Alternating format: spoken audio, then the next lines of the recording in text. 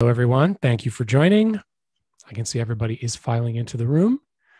We're going to get started in a couple minutes. I'm just going to give people a little bit of time to join. And I can tell you that not one, but two of my laptops failed to work this evening. So this is the third laptop. The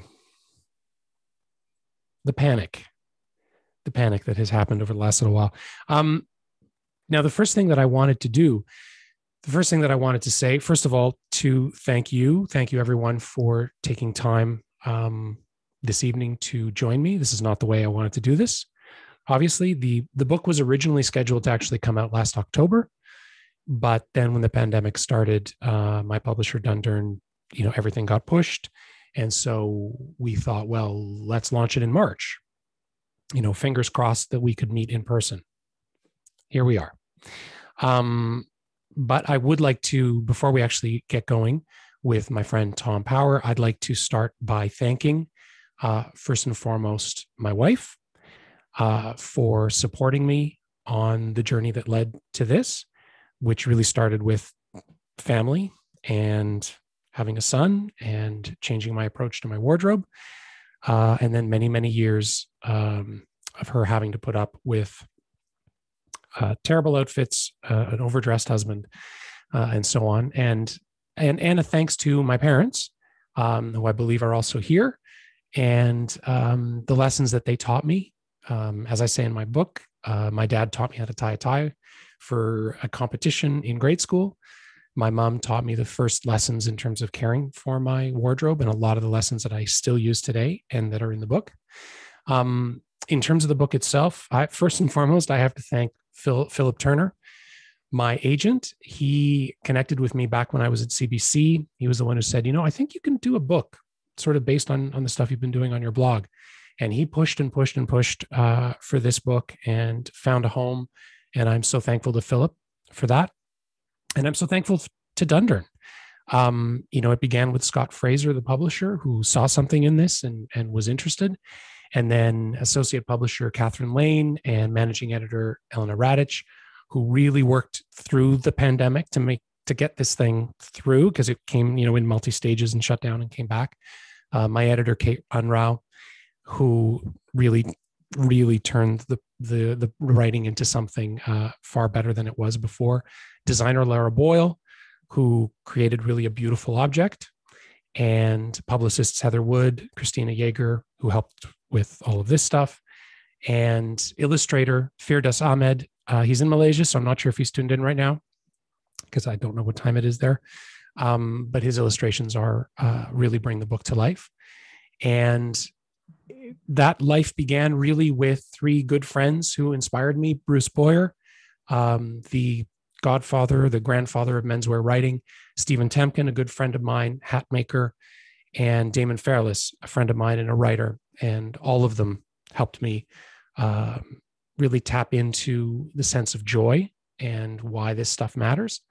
And then quickly, the craftspeople that helped me with this. I reached out to a lot of people around the world to make this book, like Massimiliano Bresciani of the Bresciani Sock Company, Audie Charles and Anda Rowland of Anderson and Shepherd in London. A number of people who talked to me about shoes, including shoemakers Perrier Colino, Peter Feeney, and then my friend Emmanuel Ferre here, Zach Job, Gary Talk in Hong Kong, local tailor Sebastian Richard Espinoza, Vincent Metzger of Mes Chaussettes Rouge, where I get my socks, menswear guru Bernard Rotzel, Jean-Baptiste Rousseau, not the philosopher, but this is his name. He used to be a glove maker, and now he has his own company, Luttes. My good friend Bo Yang, who runs Moral. And he really helped me with a lot of different parts of this book, and I really appreciate his input and his honesty. Last but not least, my good friend Tom Power, who I have known for many, many years since I worked at CBC.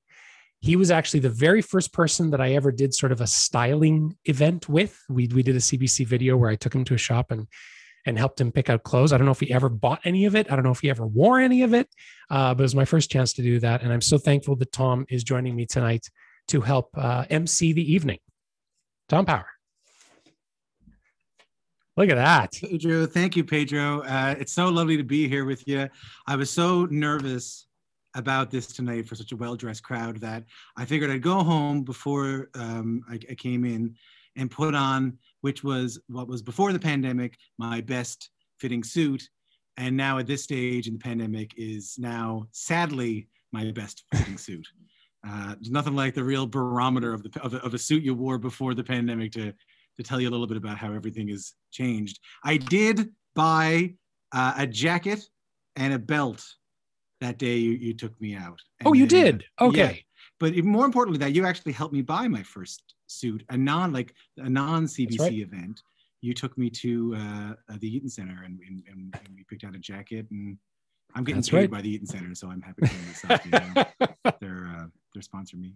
It's a pleasure to be here with you, Pedro. I'm so proud of you. Congratulations on the book. Thank you. I'll explain. I'm going to ask Pedro a few questions and talk to him a little bit. But this is an open event. In fact, Pedro and I are only going to talk for a little while, and then we want you to ask some questions. So down at the bottom of your screen, Pedro, if I'm not mistaken, there's a Q&A button. Yes, everybody has that option. They can jump into the Q&A section. You can type in your questions. Yeah, write your question in there. I will catch them. I'll read them out. And we'd love to hear whatever questions you have, from anything from Menswear to Pedro's process in writing this book, or maybe any sort of advice that you're looking for. And I have some sort of questions that we received before we get going. So Pedro, I'd like to start here. You mentioned that it was the first time that you had done a styled event was when we worked together. Yeah. But I met you, I'm willing to say maybe 11 years ago, 10 or 11 years ago. Yeah, it could be longer. You were still working at CBC Radio 3. Yes. And I was visiting from St. John's. And Havoc Franklin, a good friend of ours, brought me in to, it was my first time in the CBC building. So I have you to thank, and also perhaps beg for some forgiveness. But you were wearing a soccer jersey. Yes. And I asked you about it, and you said, "Well, I wear soccer jerseys all the time. I'm a soccer jersey guy. I only wear soccer jerseys." And as our relationship changed and as we started to get to know each other, something happened one day. It felt like that you started showing up better dressed. I wonder if you could take us through that journey of how you went from wearing soccer jerseys every day. I've seen pictures of you dressed as a hippie, backpacking, how you ended up getting to this place. Well, I mean, first of all, I do tend to commit 100% when I'm really into something. Like, for instance, there was a year when I was in university, when I was studying, my major was Chinese culture, Chinese history. And I really got into Chinese watercolor painting. I only wore black and white for an entire year so that I could really understand black and white. Oh my gosh. No, but this transition, I mean, I've always been interested in classic stuff, but honestly, I didn't know what I was doing. I didn't know where to look. And when I was growing up, there wasn't an internet, there wasn't YouTube, there wasn't Instagram. The people were there. Like I mentioned off the top, Bruce Boyer, he was writing at the time. And if I had known, you know what I mean, to go to the library and find his books, I could have found inspiration there. But what got you interested in the first place? Yeah, as a kid, I think it was just, I'm just drawn to nostalgic stuff. I think I really am. I'm sort of drawn to historic and classic stuff, but this transformation per se is, and I talk about it in the book, I've told the story before, is when I became a father and holding my son in this very room. Actually, now that I think of it, because this used to be the nursery and I was holding him in this exact spot. One night, he was like 8-9 months old, and he's looking at me, and that deep, deep look that babies have. And I thought to myself, I'm going to be his role model. I'm going to be his example of what a grown-up is. And I don't know what that is. My generation, it was all about celebrating adolescence and staying in adolescence, like adulthood, maturity, those were the reasons why the world was in the state that it was. I think this goes back to post-war and the 60s and so on and so forth. So I had embraced that. And I was like, yeah, the person I was when I was 10 years old, that's why I want to be the rest of my life. But then when I had a kid, it was like, well, no, I this voice that's always been there, which is like, man, I wish I could be a grown-up. I wish I could just know how to do things. I wish I could, I could look at whether it's clothes or a tool, not to be like really, really stereotypical, but just objects, like things in life that grown-ups seem to know what they are and what they do and how to use them and stuff like that. And so for me, the thing that I thought was to transform the outside to see if that would affect the inside. If I could feel more grown up, if I dressed more like what I thought a grown up would dress like. What happened when you started dressing that way? Well, people at work, like it was this weird kind of peer pressure where it was just constant ribbing and joking. Like, oh, you got an interview today? You're going to a wedding? Are you gonna? Yeah, you said one great one time. I was wearing a watch. I was wearing a pocket watch, but it was in my breast pocket of my jacket, and I had a chain connected to the buttonhole on the lapel. And this is a style that really comes from the 1920s, 30s, or whatever. And you said, "What the hell is that?" And I said, "Well, it's a pocket watch chain." He said, and you said to me, we were outside the elevators. You said, "There better be a pocket watch on the end of that, or I'm going to punch you in the face." and I think that says a lot about men and masculinity and dress and ornamentation and function and all these sorts of things. You know what I mean? Like, it's just so deep seated in us. So yeah, the reaction was quite brutal for, again, an era where there seems to be a sense of liberation and people can wear what they want and do what they want. But we can't. We still have, things that we conform to, and we still have office uniforms. How did you start feeling? Like, how was the change in how you started feeling after you dressed that way? I did feel more grown up. I really did. I did feel, or at least like I was on a trajectory. What does that mean, to feel more grown up? I felt more confident.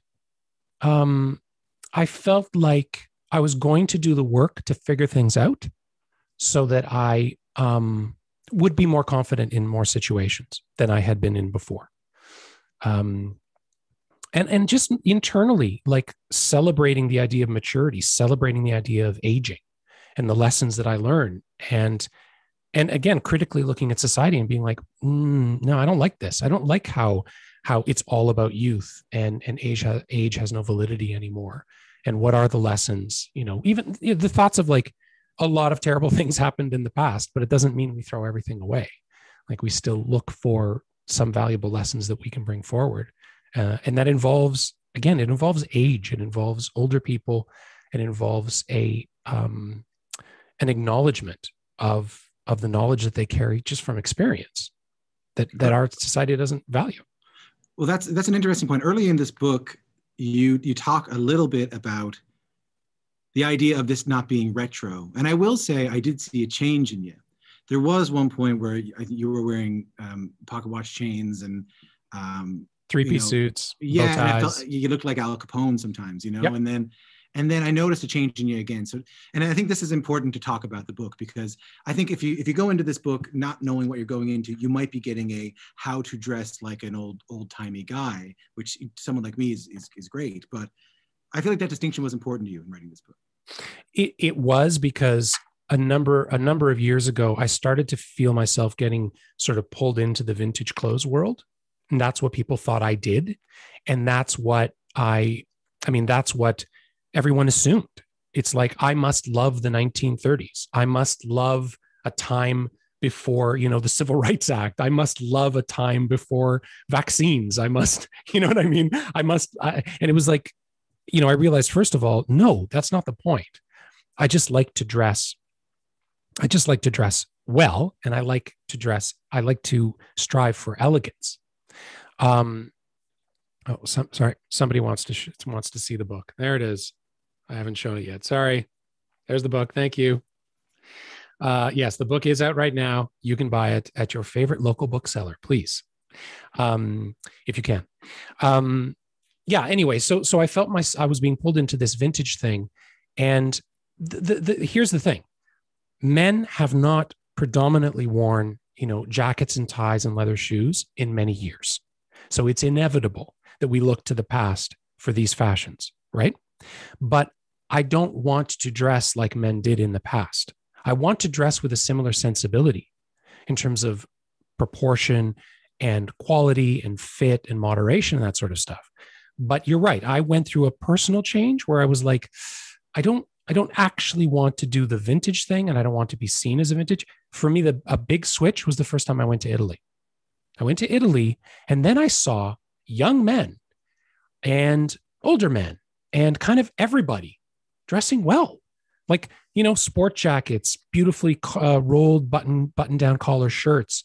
I remember being in a taxi cab and a guy in a Vespa going next to me, and I look over. Not only is he wearing the same color sport jacket as me, it's like the same kind of linen. And I mean, a linen sport jacket. I never see that in Canada. And there it is on the streets of Naples. And all of a sudden I was like, wait a second, there is a way to do this, which is very contemporary and very modern, relatively speaking. Somewhat modern. Somewhat. But, to be in Milan and not be the only guy in a fedora, it was amazing. And they didn't look like they were out of some old movie, some old detective movie. They just looked like normal modern people dressed in this way. How did this journey lead you to write this book? It's funny, actually. The original idea was a much more like a series of memoirs, just like the personal story of clothing. And it was okay, but it didn't quite land. And then I was actually having a cigar with my friend, Stephen Temkin, the hat maker. And he said, you should write a book called 10 Garments Every Man Should Own. Just like, there it is. It's simple, straightforward. You have and then I was like, that's a pretty damn good idea. Then it was the like figuring out what those garments are going to be. And as much as it began as okay, let's break it down into the, 10 fundamental elements and understanding a wardrobe. Once I started diving into it and putting the personal back into it, I was like, well, actually, what I really want to talk about here is quality and what this stuff means to us and how to build a good relationship. And as you can see in the book, like one of the biggest chapters is how to care for your clothes, right? Because if you're going to learn, if you're going to invest, if you don't take care of it, well, there's kind of no point, right? Not to mention the relationship you get from taking care of your clothes. That leads me to, I think, what is maybe the most compelling argument you make here. There's been a conversation in the past couple of years about fast fashion, and I think a pushback in the larger populace, rather than just people who maybe you hang out with in certain kind of dapper parts of social media. But John Oliver did a segment on it, and people started talking about what is the environmental impact in this age of climate change of dressing well, of dressing sustainably. I think it's the most compelling argument you have in this book. And I wonder if you could talk a little bit, for those of us who are not necessarily tuned into this tonight wearing, a three-piece suit, could you talk to us a little bit about that argument? Yes. And I mean, that all comes down to some people are now starting to ask those questions about their clothes like they might about their food. Who made it? What's it made out of? How was it made? Yeah. It's not as easy, I would say, as with food. But people are asking those questions because it's become painfully obvious that there is way too much clothes in the world. It is way too cheap. And one of the things that I really want people to be able to do after they read this book is walk into a store and see a sign that says, a sweater for $19.99 and say, that's impossible. That when you consider the fabric, when you consider the labor, when you consider the design, the shipping, the marketing, the selling, someone is being abused or something is being abused for a price to be that low. And it's going to be the workers being paid terrible wages under terrible conditions. It's going to be the design, like the company hasn't actually made a fundamentally good product that's going to fit well. And it's going to be the fabric, that they've used the absolute bottom of the barrel, cheapest fabric that they could. And sadly, I think there is a whole generation that kind of expects clothes to be like that. You expect it not to last, which fits in with the fashion cycle. If things are going so violently in and out of fashion, well, it doesn't matter if things don't really last more than a year. I think the pandemic is interesting because people couldn't shop. So they had to live with these things and they had to wear them and maybe kind of say, oh, there's a bunch of stuff here I don't actually like. Like it gave me a dopamine hit when I bought it, Um, but that's different than living with it, right? Than making it a part of your life. So again, that was not like this book was written before the pandemic. So this was something that was important to me, but it does feel much more relevant now than it did then. This book is also in some ways a love letter to the people who make these things. And I noticed you shouted them out at the beginning. What I find interesting about this book is you did no internet research to look at any of these garments and how any of these garments come from, the people who made them. A conscious decision, I suppose, unless you've gone so old-timey that you have to pedal a bike to keep your lights on or something like that. Yes, I don't have an internet. I have a 28 baud modem. That's it. Yeah, you have a teletype. Once 1 hour a day. Yeah. No, I decided basically once you wander into the online menswear world, there's an awful lot of opinions. There's an awful lot of blogs. There's an awful lot of videos. And sadly, and I will put my hand up and say that when I started my blog, I was very much in this camp. A lot of it is uninformed opinion. It's the things that you may have read elsewhere, and that you may hope to be true.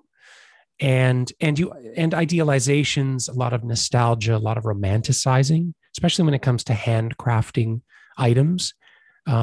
There's not very much out there that's very realistic and kind of says it as it is. So I just decided, you know what, when it came to researching garments, when it came to researching fit, fabrics, and so on and so forth, I was going to go to the sources. Because, I've been in the industry long enough. I've been lucky enough to meet a lot of people that I was going to contact them. And you know what I mean? It's like couple phone calls, couple hours, and just sit down and be like, so what is the advantage of having this made by hand versus this? What does it mean? Like gloves, for instance. I really didn't know that much about gloves.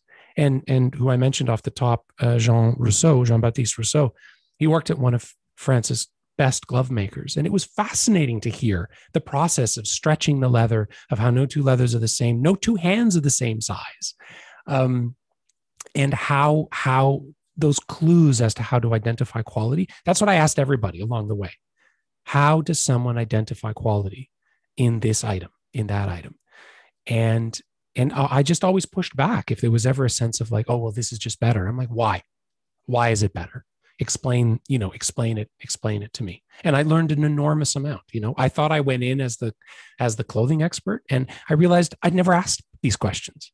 That when you get to a stage in the menswear world, you're like, well, we all know that this type of stitch is better than that type of stitch. It's like, well, why? What does anybody ever ask? Is like, does that actually make a difference? And when you take people kind of out of the spotlight and they are honest with you, they're like, yeah, no, that's a bunch of nonsense. So that was refreshing. Yeah, and it becomes sort of a beautiful archive of that kind of past, one-to-one knowledge. And I thought it'd be interesting to talk about one of the chapters that's incidentally not about socks or gloves or trousers or anything like that, but in particular, this one, as you mentioned during the pandemic, got really interesting to me, which was getting dressed. Oh, something that as we find ourselves in soft pants more often, right? I learned about myself during this pandemic that I tried to wear track pants all day, about 2 days, and then something was compelling me when the day was time to start, even if I was working from home, to at least change. So I wonder if you could just talk us through a little bit through that chapter and maybe its relevance during this pandemic. Well, yeah, I mean, I think that chapter is really about, what it all means and how I believe that if you go through a process of investing in quality, building a wardrobe carefully and with intention, caring for it, living with it, you can take a lot of joy just from getting dressed. I remember a lot of people have told me over the years, it's like, what you're wearing, that looks nice, but it looks, maybe it's uncomfortable. I don't like wearing suits because it's uncomfortable. And I always kind of want to say, do you honestly think that I'm sitting here feeling miserable? Like I love the feeling of knitted silk. I love the feeling and look of corduroy. Like when I go to get dressed, I'm like, oh my God, so many beautiful things. Like what, as I say, why not, if you have the ability, if you have the opportunity, the privilege to surround yourself with more beautiful things in your life. And, getting dressed, that's what it is. That's what it is for me. Where we are right now, I will say I've been a little disappointed that a lot of the people who I know in the menswear world have kind of just been wearing sweatpants and hoodies through the pandemic. And I mean, one of the things I tell them is the reason I don't is that I don't own them. That's one easy way not to wear sweatpants. Don't own them. But there's also a psychological, I think, or maybe you could talk about this. There has to be a psychological impact to that. To wearing that stuff? To wearing, to getting dressed. Yes, absolutely. Absolutely there is. And I want to say I am aware of the heavy political, historical baggage around clothing, around Western formal clothing. And I know that, but we can't ignore the fact that it does have a physical effect on us to wear things that are, made well, fit well, and give your body a different shape and perhaps a more pleasing shape, however we want to define that, right? That there is a pleasure to that. There is a joy to that. If you combine it with clothes that's also really well made and fits really well, well, then it's excellent. But the psychological impact for me throughout the pandemic, I've continued to wear the same clothes. I often wear a sport jacket at home, just at home. It's a very soft jacket. It's very unstructured. It feels almost like a sweater because, I'm one of these people that sees photos of men in the 30s and 40s and 50s, like lounging at home in suits. And I'm like, damn, that looks really good. Like that looks so elegant in a kind of rakish, like I don't care way. And then you start doing it and you're like, oh yeah, this does feel really good. It does feel really good to wear this. But then I also have like flannel trousers and shawl cardigans for when I just really, really, really want to relax. But I still do it with the same mentality. Well, we should get to some questions and yes. They're starting to roll in, but I do want to close like this. I've tried to focus on the questions for you today that aren't in the menswear world. Because I read this book not as necessarily a shopping guide, though it is good for that. Like I have been getting a lot of ideas out of it. I almost sort of read it as a book about mindfulness in some ways, about being intentional, about being present, and about the benefits of what happens when we are intentional and present in what we wear. Who is this book for? Is yes. how I'll close this out. When I was writing the book, what I was picturing was, either a younger person who is starting their own life at whatever age that is, or somebody closer to my age even, who has got to a point where they're like, I don't want to do this anymore. I don't want to go through fashionable stuff. Like I'm changing, I'm getting older. I want to know. And I've had people reach out to me of that age as well. And I'm always shocked when they really don't know. They really don't, because there's been a generational loss in terms of passing on this information. So, and again, it's not the menswear. Like, it's funny. I've got a lot of response from the menswear crowd. This book is not intended for any of them because they probably know most of this stuff already, or at least think they know, most of this stuff already, which is great. It is really intended for people who, for instance, imagine somebody who just wants to cook well at home, right? They've been doing a few things here and there and a few recipes off the web, and they eat out a fair bit, and maybe their parents or friends make them food, but it's like, no, you know what? I'm not going to be Julia Child, but I want to know the basics. I want to know how to identify good stuff, and I want to learn those processes and those steps to start making like good food on my own. That's how I feel. That's what this is about. That turning point in a person's life where they're like, okay, enough is enough. I want to start this process to improving this part of my life. It's a great metaphor there, for cooking. And it's something that we would take so seriously, as opposed to, we would look more carefully sometimes at the quality of a tomato than we would at the quality of a jacket we're going to wear for the rest of our lives. So let's get to a question. Paul, I apologize for the pronunciation of your last name. Paul Kiriakos says, Pedro, great read. To me, the last chapter on taking care of garments is the most important. With the greater reliance on fast fashion, wardrobe maintenance seems to be a dying skill. How can we overcome this? Easy answer, buy your book. Other answer, what do you got? Well, something that I say in my book many, many times is that I don't have easy solutions. I have no guarantees. What I can tell you is it's a lot of work and a lot of time. However, part of it is that, as a society, and I think, I'm not a specialist on this kind of stuff, but the post-war era and the suburbanization and the mechanization of the home, this concept that, oh, we're finally going to be free of this manual labor and all the work that we have to do to maintain. And in many ways, that was great. I appreciate not having like an ice box outside that I have to like go and fill and do. I know my grandmother is from. I don't mention this very often, especially on the radio, but I'm from Newfoundland. And what? I thought you were from New Zealand. No, I never bring it up, but I'm from Newfoundland. My grandmother had a root cellar when she was growing up. And I was up to see her one time, and I said, Nan, for people who don't know, root cellars are, you dig a hole in your backyard largely to keep your root vegetables in and keep things cold. And I said, I have some friends of mine who are kind of like back to earth kind of hippies. I said, they're building their own root cellar. And she was like, why would you ever do that? I was so happy to get the refrigerator. Are they out of their mind? So I know what you're saying. Yeah. No. And so that's what I mean. Part of it absolutely makes sense. And I agree. But I do think we lost touch with a whole bunch of other things. And again, this goes back to cooking. Like, we were at a stage there in Western society where it seemed like that was it. People just weren't going to cook anymore because there were so many pre-made and so on and so forth. And now we're discovering not just the value of good food, but the value of the work that you do to make that food. And I would say with clothing maintenance, like you were saying about mindfulness, whether it's polishing shoes or ironing shirts or, washing sweaters at the end of winter, it's not a chore. It's something that I enjoy doing because, I like the items. You don't have to do it that much, realistically speaking. But I enjoy doing it because I've learned how to do it. I've learned how to do it well, and I'm confident in how I'm doing it.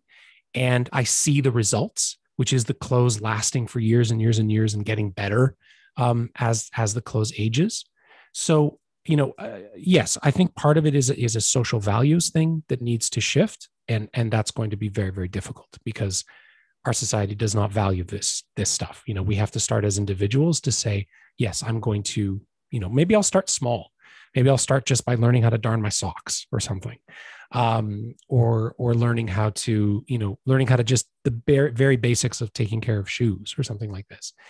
But as it goes on, it becomes part of your life. I really do think it enriches you if you can find joy in just the mindfulness and the meditation of doing the stuff. Physical work with your hands. I think it has actually good for our brains. Tobias Bordeaux says, Pedro, you have a passion for horology or watches. Will you speak a little bit about your views on watches working with style and outfits? Rules are out the window. What are your parameters? Yes, there is not a chapter on watches in the book. Watches, I think, is new for you because I think that even a couple of years ago when I saw you, watches wasn't a big thing yet for you. Well, I've had them. I've been kind of into them for 5 or 6 years, but it's really only been in the last couple of years, yes, that I've kind of gone over the top. You've gone all Pedro on them, yes. Exactly. What I would say with watches, I do see them as an element of my wardrobe. I think a lot of men see them as functional objects, functional machines, because again, strangely, modern masculinity doesn't seem to allow space for men to just have things of beauty in their lives. Everything has to have a function, like the pocket watch chain. And so because I see them as part of, my wardrobe, like for instance, tonight I'm wearing my Grand Seiko, which many people would consider very dressy. I do consider it dressy, but like I wouldn't wear a heavy sports watch, like a diver or something with this outfit. It just doesn't feel like they match, but I don't worry too much. I've had people ask me before if I should be worried about matching the leather on my watch strap to my shoes, for instance. And honestly, I kind of feel like they're so far apart from each other. It doesn't really bother me too much. It's more almost even the formality of it. Like I have a black alligator strap watch with running shoes, maybe not. unless it's very intentional, it's purposeful, and you've sort of reached a level of personal style that there's something else being communicated when you do that. I do believe, because someone else had written in about the rules.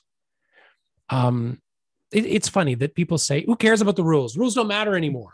Nobody follows the rules anymore. And I kind of feel like, have you ever tried playing an instrument without learning how to play an instrument? Those really great musicians out there, you know what they had to do? They had to learn how to play the instrument first. Then they could screw around and get creative and do amazing things, but they had to learn how to play it. And I feel that that's true with clothing.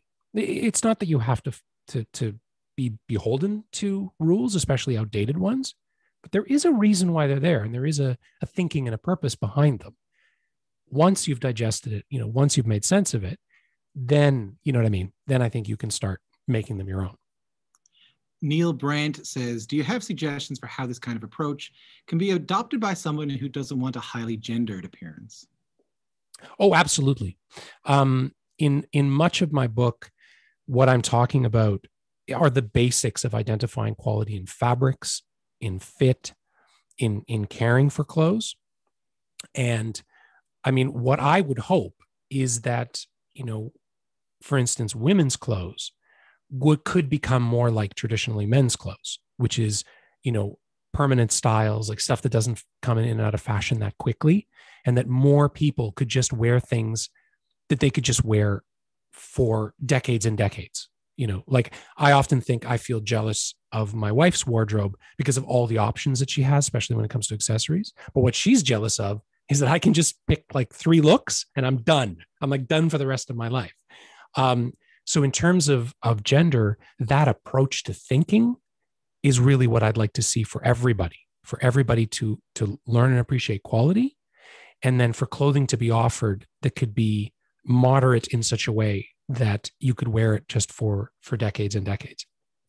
Sebastian Espinoza says, greetings, Pedro. Is there a garment from a past decade or century that you wish would make a comeback? For example, spats, walking suits, top hats.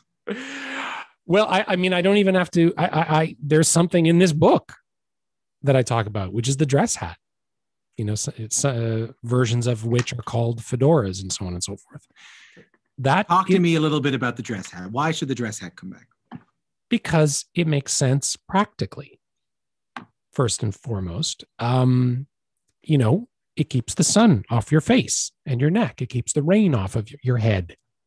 But also, it is a very elegant looking object, and it can really elevate your look. It can finish off a look. Yes, it's a statement here in Canada, in the United States. It got a bad rap too. I think the fedora 100%. bad rap. 100%. And I mean, I'm partially responsible. Back in the late 80s, I was the one wearing like a trench coat and tie-dye t-shirt and a crappy ass fedora. I was that guy. Yeah. Absolutely.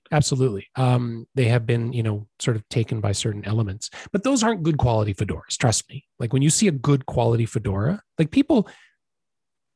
I've been complimented regularly on 2 objects that I wear: my Raglan overcoat and my Stephen Temkin hats. That's what people come up to me, like, you know what I mean? Like without knowing who I am and compliment my clothing. It's those 2 items. So there's this, there's this understanding that worn well, I think dress hats, are just beautiful objects. They have a lot of baggage. You know what I mean? Like there's all this stuff that as society we just can't deal with. But again, I kind of feel everyone talks about how they wear clothes for reasons of comfort and practicality. Why aren't you wearing anything on your head? Are you seriously telling me you're wearing clothes for practicality, but you will not wear a hat when the sun is blazing down on you? Really? That's not what you're doing. You're doing it because no one else is wearing them. That's it. That's why. Like I felt comfortable in Milan because other men were wearing hats. I don't feel comfortable here because nobody's wearing hats. That's all. This is a really interesting question that I'm just going to add on to it a little bit. Michael Wynn, our good friend Winsey, says, where is the best place to buy this? Oh, I think he's talking about the book. So let's first say, where is the best place to buy the book online? Who do you recommend? So quickly answer that, but then I got to follow up. Okay. Hi, Winsey. Winsey, I got a quick story about Winsey. He actually changed my life. in a way. I remember years ago, Michael Wynn used to work at CBC with me as a programmer, and he would wear like, jeans, hoodies, whatever. And he said to me one day, he's like, you know why I can wear this? Because they need me. I'm going to keep my job, even if I'm dressed like this, because they need me, because they need people with my skills. And they need me. And then it was like a light went off. I'm like, oh my God, power and privilege. Like one of the reasons why so many, other communities, whether it's, some people of color, even some women dress the way that they do, like more effort, more, let's say dressiness, is because people will not necessarily listen to them and give them opportunities if they dress like middle-aged white men. Middle-aged white men can wear whatever they want because they will still get the jobs. They will still, be listened to and have their, and then it was Winsy that I have to thank for pointing out, the power and privilege of how we dress. But anyway, where to get the book? Again, I recommend local booksellers. Reach out to local booksellers. A lot of them right now are, doing home deliveries or curbside pickups or whatever.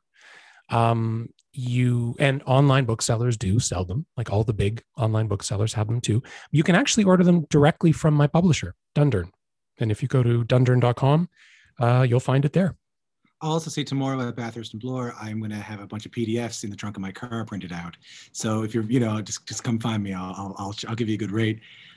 What I thought Winsy's question was, which I think is worth asking, is the advice in this book antithetical to shopping online, which is how so many of us buy our clothes these days? Oh, no, not at all. I mean, I buy not a lot of my clothes, but there are certain items that I will buy. First of all, once I get to know the maker and once I get to know the product, whether it's shirts or socks, even trousers, like if they haven't changed their, if they haven't actually changed their models, I can confidently order from them again.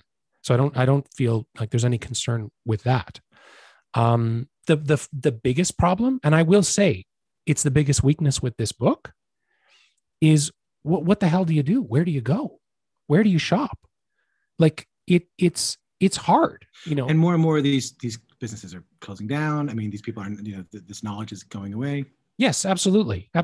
And there's so much greenwashing.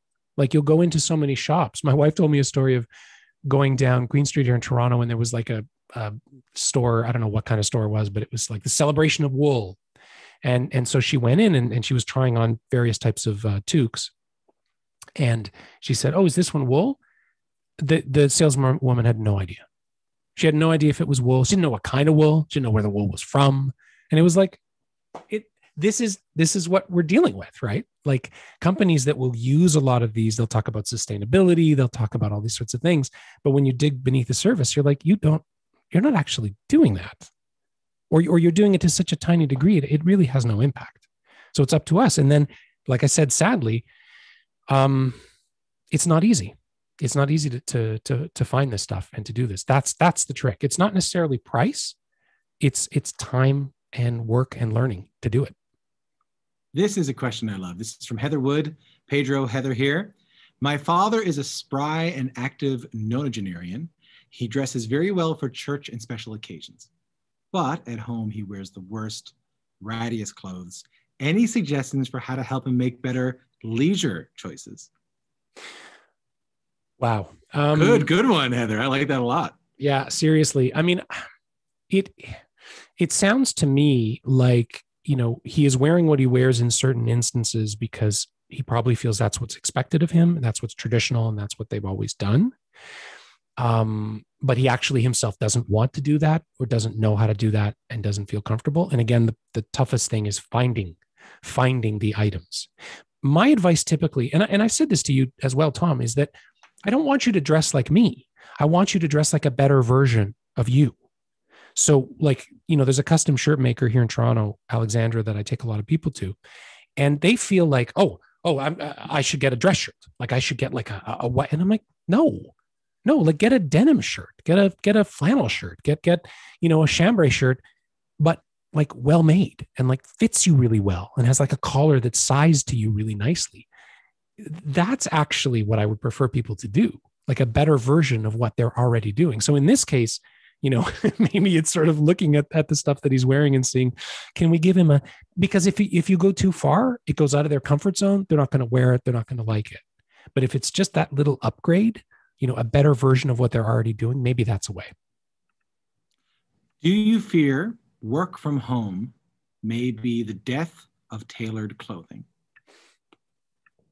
There's been a lot of hand-wringing about this. The truth is, tailored clothing and classic menswear has been on a decline since World War II. In fact, my friend Bruce Boyer always says it's actually kind of ridiculous that men are still wearing suits, pretty much 200 years after they were created. But nothing else has been made to replace them. So what I think is going to happen, which has happened in all major traumatic events, in the 20th century in the Western world, World War I, World War II, they just accelerated what was already happening. And that had to do with, like, World War I, it was the position of the aristocracy, for instance. They were already on a decline. World War I happened. And afterwards, it was like, that world is done. That world is over. Sexual liberation that happened in the 1920s. That was bubbling in the 1910s in reaction to Victorianism. After World War I, it was like, that's it. That world is gone. And the same thing with World War II. Men came back from the war and it was like, I don't want to look like my dad. I want to look like something different. The world, we're living in an atomic age. We're not going to do those things. So it just accelerated what was already happening. What's been happening in our society is a move towards more and more casual, more and more leisure. I think the difference, though, the problem is in all those past eras, there was always something that replaced the previous item, right?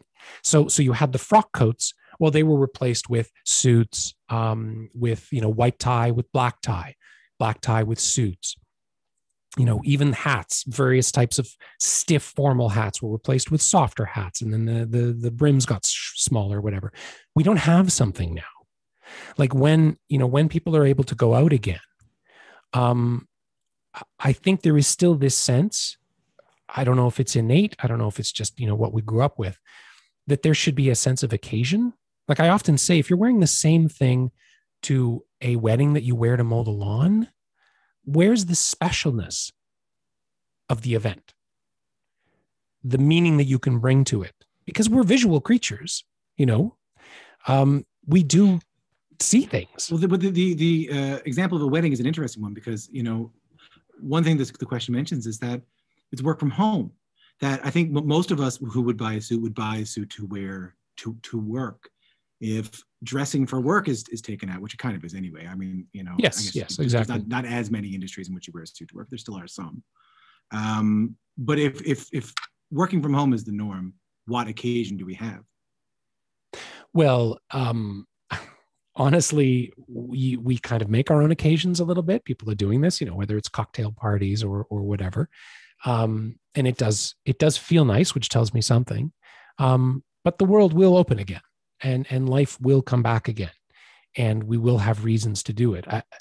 And my book, again, like I barely talk about ties in my book. The book is not about formal clothing. No, I know some people would consider it formal, but it's an approach to thinking about clothes.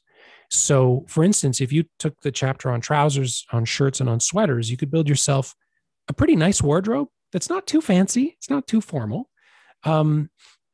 But is slightly elevated maybe then. And I think, again, that's probably where we're going to end up. You're going to start, like I've already seen television presenters losing ties. Politicians are starting to lose their ties. Although they end up just looking like they ran out of their house too quickly in the morning. You know what I mean? Forgot to put it on. No, not just present company accepted. And this was called not, I couldn't find my tie. Your one tie. Is that what you mean? I have three. You have three. One is the one you bought me. I bought under your guidance like 7 years ago. They're all tied. They're all tied, aren't they? Two of them are tied. Two of them are tied. Yep.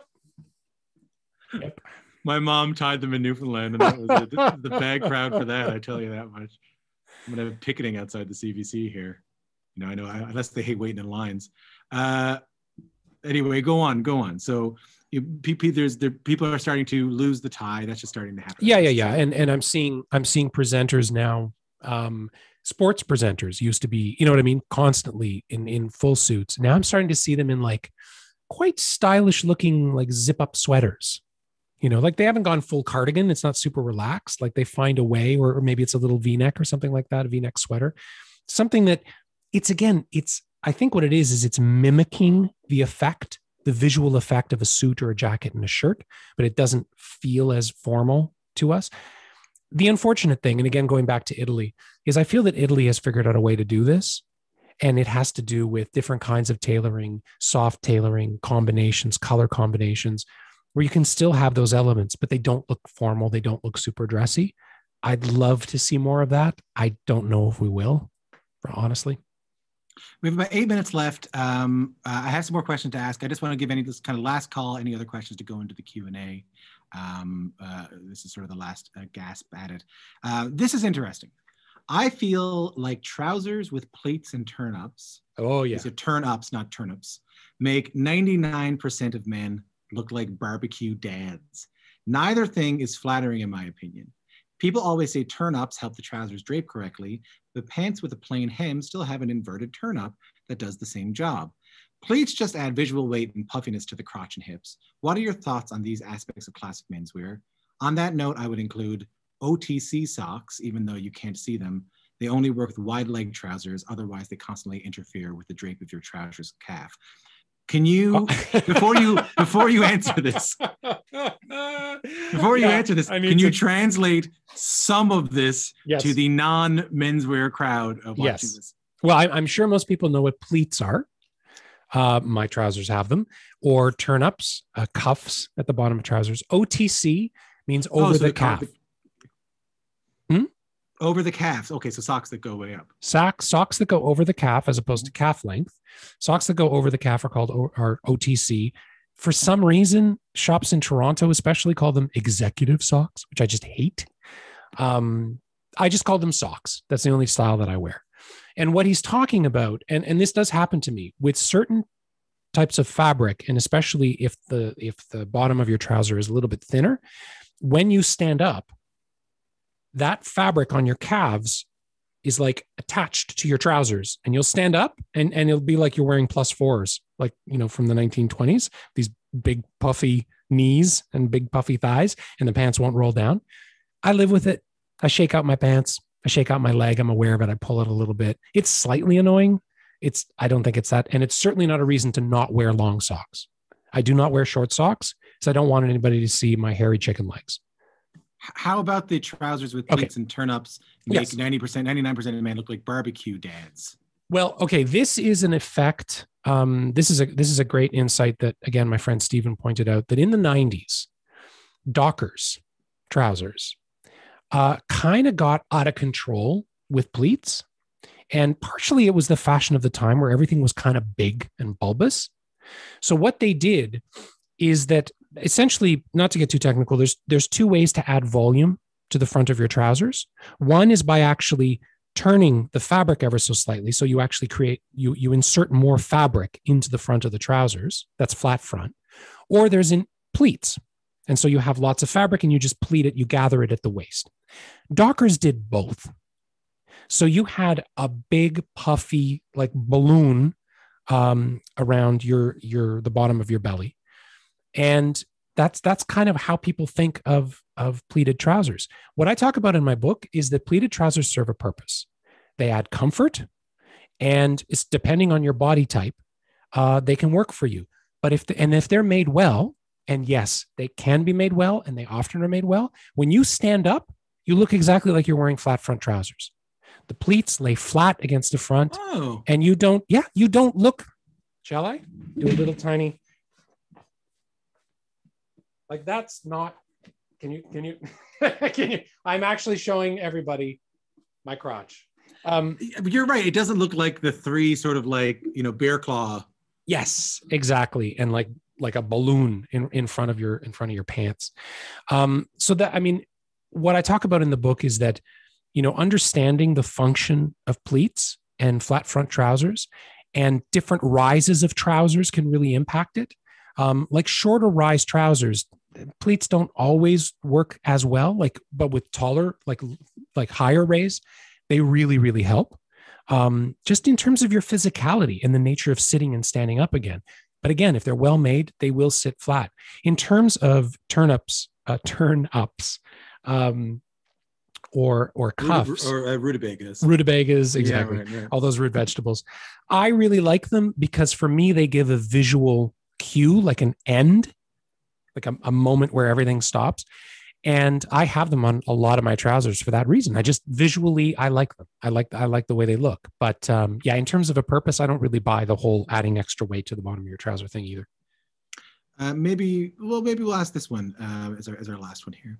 I would like to get your opinion on which way you would recommend for people building their wardrobe to purchase custom tailored versus ready-made or off-the-rack clothing. Can you explain the differences and which you prefer and why? And if you could, talk a little bit about, is off-the-rack out? Is that just out in your opinion? Should we only be going custom? So talk a little bit about that. Absolutely, certainly not. Like every approach, custom made, where the sort of purest version of that is you are actually meeting and working with the person who's going to make the clothes. They measure you, you come back for fittings, and they get it spot on. That does not mean you're getting a quality garment. It does not mean it's going to look good. If the person is not as skilled, if you don't see eye to eye, you can have a fully made custom garment that looks terrible. This feels like something you've learned from experience. Yes. Then you have made to measure, which is kind of halfway in between, where typically the person who's measuring you and going through the whole process is not the person who makes it. Could be somebody else in town, in the country, or overseas. Still, the garment will come to you in various stages of being done, and then they finish it off with you. Again, I have some made to measure garments that are amongst my best. I think they look great. They fit really well. I have this suit. This suit was made to measure, straight make. But the maker was the seller was very careful with the measuring process and taking lots of photos and measuring many, many, many times. And it turned out well. And then again, with ready-made, I do have plenty of ready-made garments that are excellent because that maker has invested in their workers. They've invested in training their workers. They've invested in really good design. They've invested in good fabrics, a good process of making it. So it's not about custom, versus ready-made. It's about how well is that thing done by the person who made it. And especially today in the world of ready-made, there are so many options, and it has really improved in so many ways that, I look at each thing individually to kind of say, can I get something good out of this? Not it has to be done this way or it has to be done that way. Well, let me close off like this. Pedro, it's quite a book. We're all incredibly proud of you for writing it. It feels like a long time coming. What are you most proud of in writing this book? I guess it's my hope that it becomes I've had a number of people contact me that they're saying they're buying it for young nephews, young friends, young family members. Like, if it can actually inspire people in the future. And I mean, the book is dedicated to my son, Jonah, who is watching. And, if one day he can look at it and be like, oh yeah, okay, this makes sense. I like this.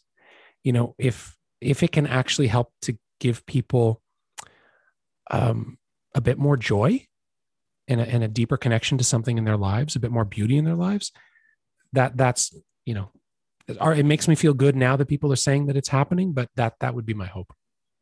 Pedro Mendez, congratulations on your book. It's right here. Let's hold it up. Come on. 10 Garments Every Man Should Own, a practical guide to building a permanent wardrobe. My deepest congratulations, my friend. Thank you, Tom. And we couldn't be happier for you. Put all of your lovely, in lieu of applause, put it all in the chat. I'll give it to you right now on behalf of everybody else. And thanks for having me, man. I appreciate this. Oh man, I really enjoyed it. I appreciate it. Thank you, everybody. Thank you, everybody, for watching, and thank you for your questions. And get out there and take care of your clothes.